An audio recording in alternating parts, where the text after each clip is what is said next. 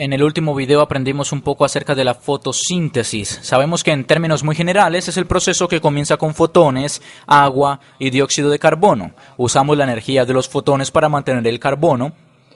Ahora, esta idea de la fijación del carbono esencialmente quiere decir tomar carbono en estado gaseoso, en este caso del dióxido de carbono, para acapararlo en una estructura sólida. La estructura sólida que se crea es un carbohidrato. El primer producto final de la fotosíntesis era esta cadena de 3 carbonos y este gliceraldehído 3-fosfato, los que se pueden utilizar para crear glucosa o cualquier otro carbohidrato. Por lo tanto, dicho esto, vamos a tratar de entrar un poco más en detalle para entender lo que está sucediendo realmente en estas etapas de la fotosíntesis. Recuerda que mencioné que hay dos etapas, las reacciones dependientes de la luz y las reacciones independientes de la luz. No me gusta usar la palabra reacción oscura porque en realidad se produce mientras aún hay sol. En realidad ocurre simultáneamente con las reacciones luminosas, solo que no necesita los fotones del sol. Sin embargo, primero nos vamos a centrar en las reacciones dependientes de la luz, la parte que realmente utiliza los fotones del sol o incluso los fotones de la lámpara infrarroja que podrías tener en tu invernadero. Utiliza los fotones junto con el agua para producir ATP y reducir el NADP+ a NADPH. A NADPH. Recuerda, la reducción en la ganancia de electrones o átomos de hidrógeno es lo mismo porque cuando ganas un átomo de hidrógeno se incluyen sus electrones, debido a que el hidrógeno no es muy electronegativo, va a captar su electrón, así que es tanto ganar un hidrógeno como su electrón. Vamos a estudiar un poco más, antes de profundizar un poco más, creo que es bueno saber un poco acerca de la anatomía de una planta. Permítame dibujar algunas células de la planta.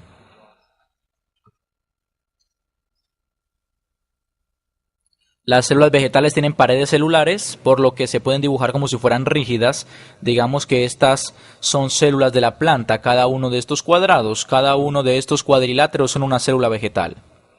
Luego, en estas células de las plantas se encuentran estos organelos llamados cloroplastos. Recuerda que los organelos son como los órganos de la célula. Son subunidades unidas a la membrana de las células. Por supuesto, estas células tienen núcleos, ADN y todas las otras cosas que normalmente se asocian con las células. Sin embargo, no las voy a dibujar aquí, solo voy a dibujar los cloroplastos. Esta es una célula de planta típica. Hay otros tipos de organismos vivos que realizan fotosíntesis, pero solo nos centraremos en las plantas debido a que es con lo que los tendemos a asociar. Cada célula de una planta contiene de 10 a 50 cloroplastos. Las hago verde a propósito porque los cloroplastos contienen clorofila que a nuestros ojos se ve de color verde. Pero recuerda, son verdes porque reflejan la luz verde y absorben longitudes de ondas rojas, azules y otras de la luz. Es por esto que se ven verde, debido a que están reflejándolo. Pero está absorbiendo todas las longitudes de onda. De todos modos, vamos a hablar más de esto en otro detalle. Vamos a tener de 10 a 50 de estos cloroplastos aquí. Acerquemos un cloroplasto. Si acercamos un cloroplasto, permítame ser muy claro, esta cosa de aquí es una célula vegetal. Es una célula vegetal. Y cada una de estas cosas verdes de aquí son organelos llamados cloroplastos. Dibujemos un cloroplasto. Si nos centramos en el cloroplasto, este es un cloroplasto, verás que tiene una membrana como esta.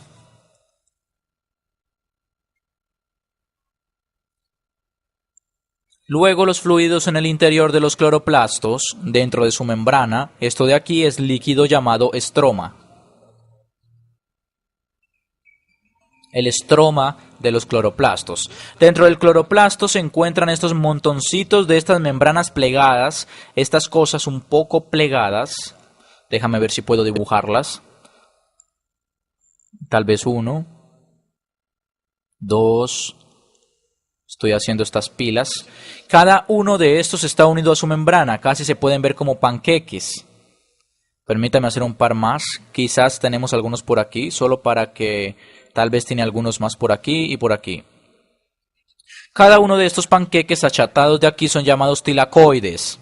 Esta cosa de aquí es un tilacoide. Tilacoide. Tilacoide. Los tilacoides tienen una membrana, la cual es muy importante. Vamos a ampliarlo en un segundo. Por lo tanto, tienen una membrana. Voy a colorearlo en un segundo.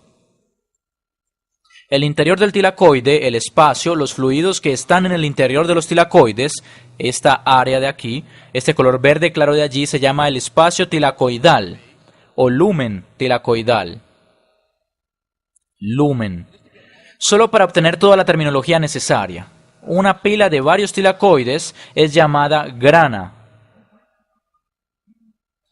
Es llamada grana.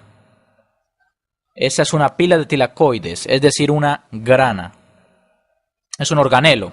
Los biólogos evolucionistas creen que los organelos alguna vez fueron organismos independientes que en esencia se unieron con otros organismos y comenzaron a vivir dentro de sus células. Por lo tanto, tienen su propio ADN.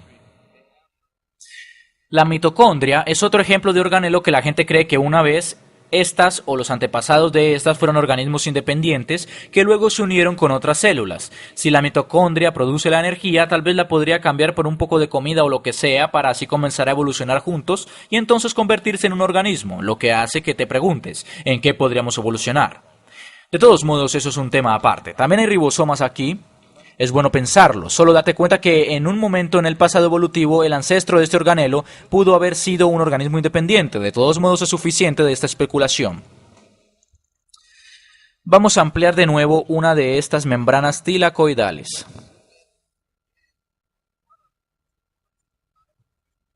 Así que voy a dibujarlo. Déjenme hacer un cuadrado, voy a ampliarlo allí.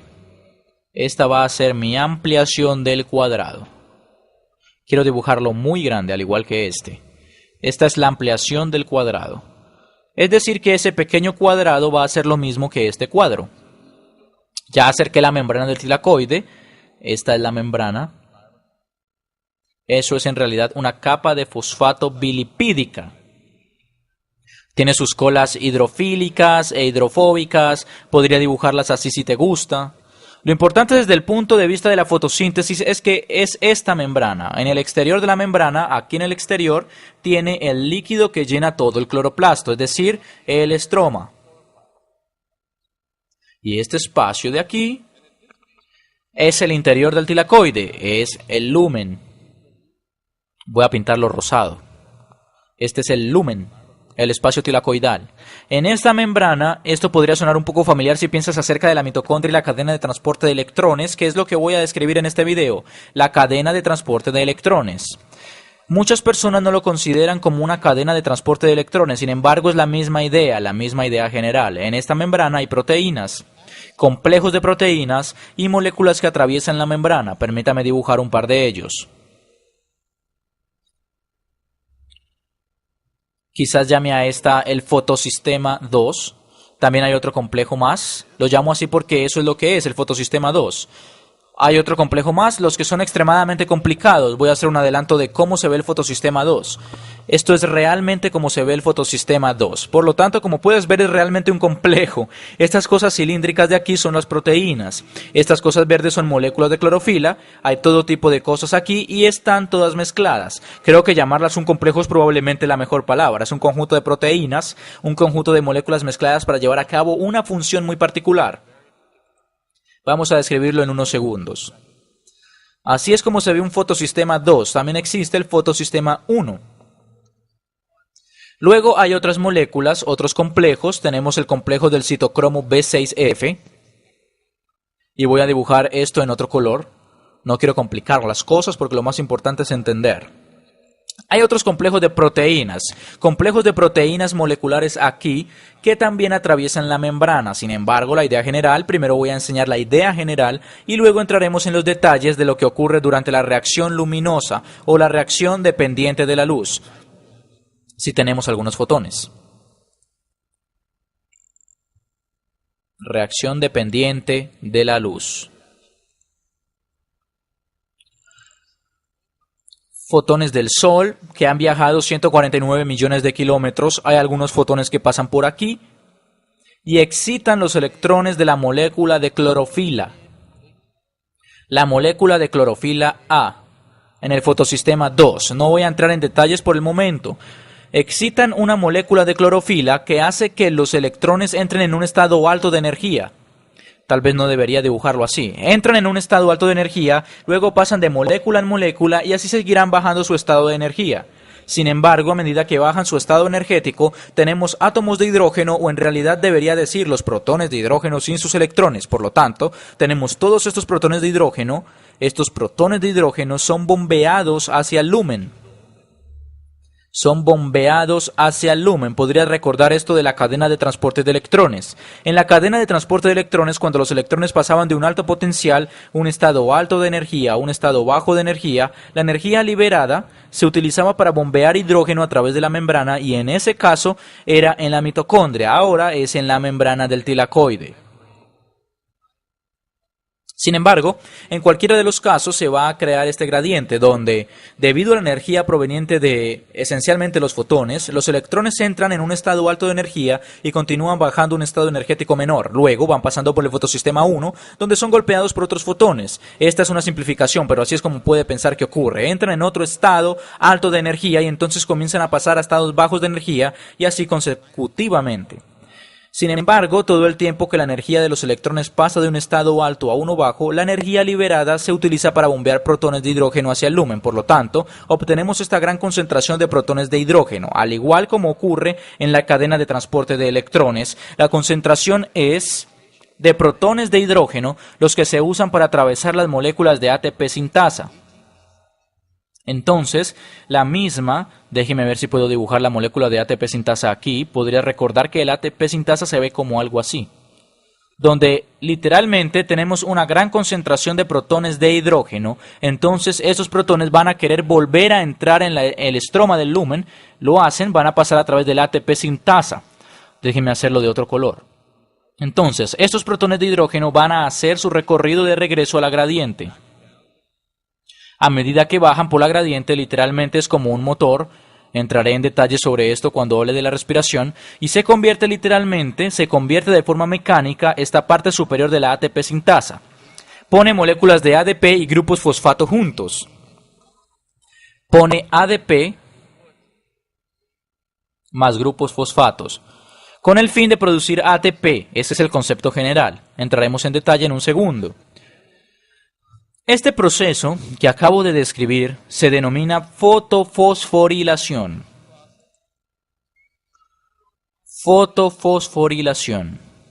Déjame hacerlo en un color bonito. Fotofosforilación. ¿Por qué se llama así?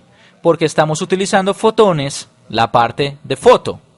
Estamos utilizando luz, estamos usando fotones para excitar los electrones de la clorofila. A medida que los electrones pasan de una molécula, de un receptor de electrones a otro, entran en estados de energía más y más bajos. Cuando entran en estados menores de energía, se utilizan para pasar, literalmente bombear, que es lo que permite a los protones de hidrógeno pasar desde el estroma hacia el lumen. Luego, los protones de hidrógeno quieren regresar al estroma. Ellos quieren, creo que se puede llamar quimiosmosis. Ellos quieren volver a entrar en el estroma y luego atravesar la ATP sintasa.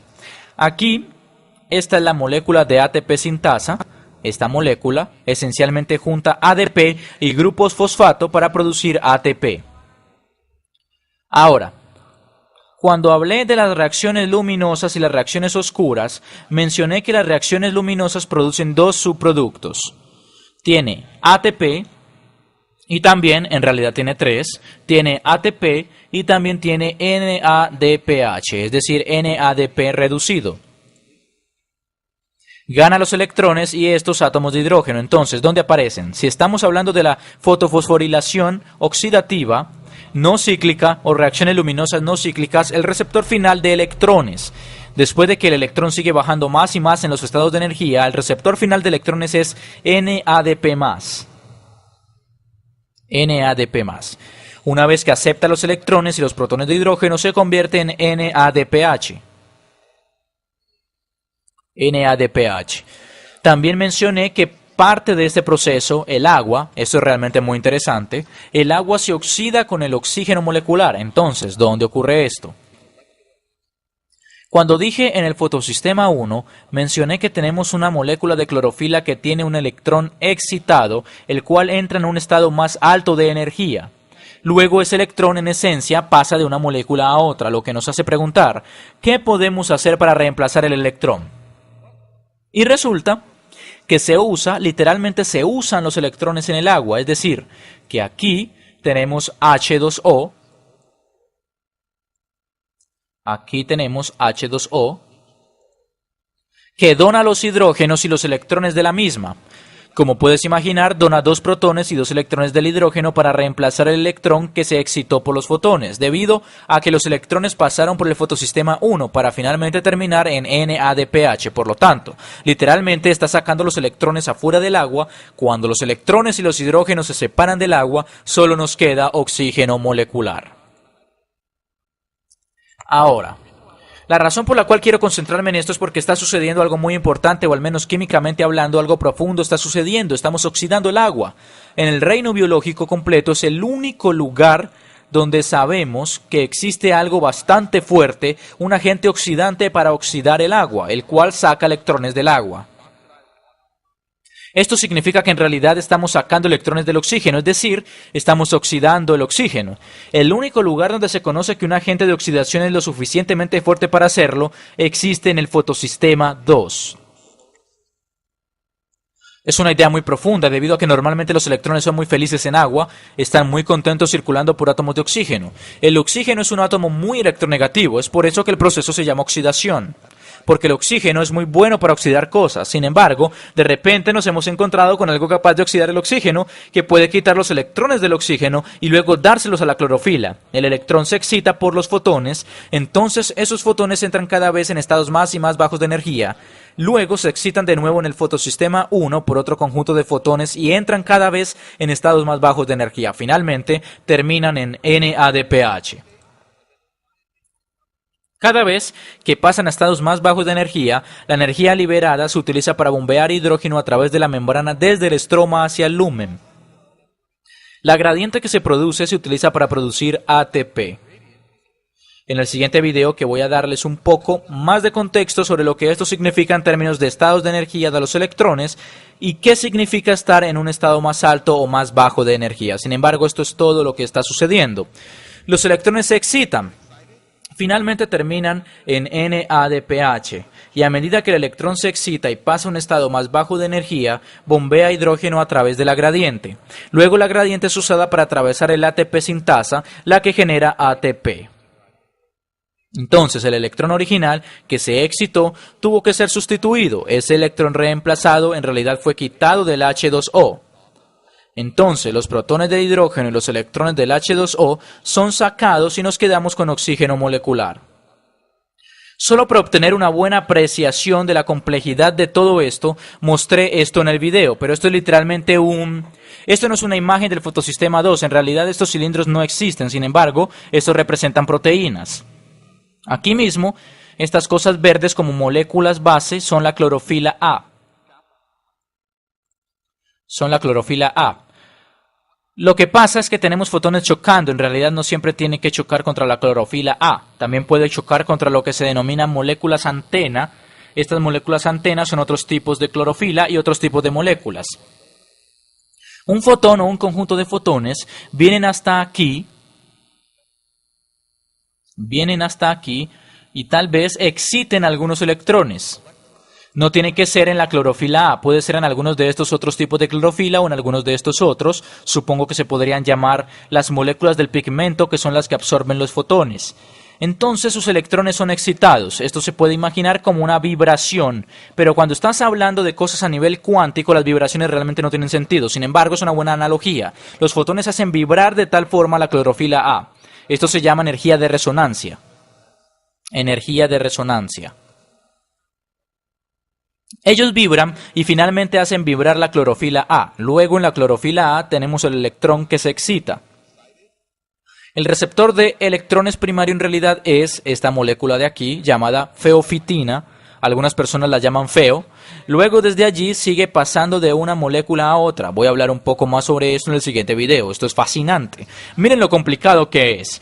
Con el fin de excitar los electrones y luego usarlo para iniciar el proceso de bombear el hidrógeno a través de la membrana. Esta es una parte interesante. Este es el sitio donde se oxida el agua. Estoy muy entusiasmado con la idea de la oxidación del agua.